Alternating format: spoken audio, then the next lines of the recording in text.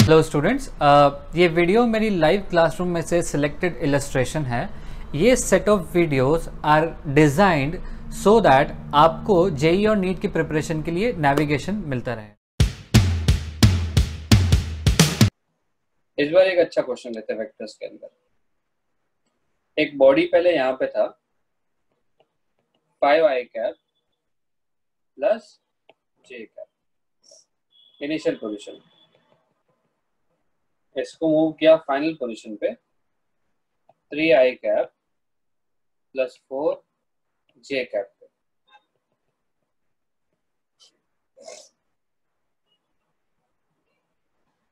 This motion is done by the application of force, and that is minus I cap plus 2j cap. Find पहला displacement AB, दूसरा work done by the force.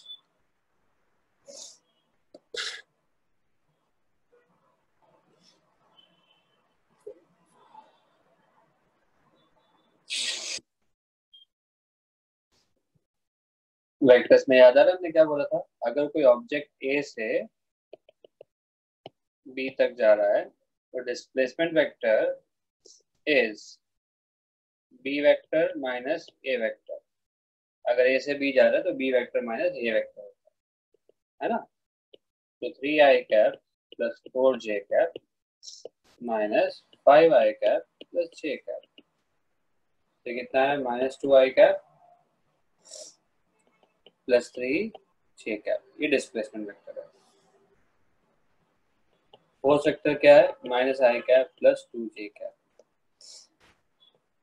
Work done is for F dot S implies minus I cap plus 2j cap dot product होगा 3i cap plus 4j cap। ठीक है? नहीं कुछ गड़बड़ किया मैंने। डिस्प्लेसमेंट वेक्टर क्या है? Minus 2i plus 3j। Solve करते हैं। कितना है देखो,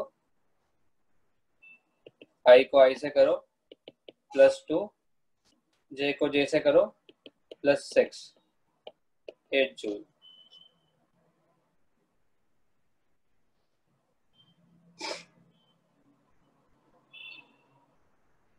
हो गया?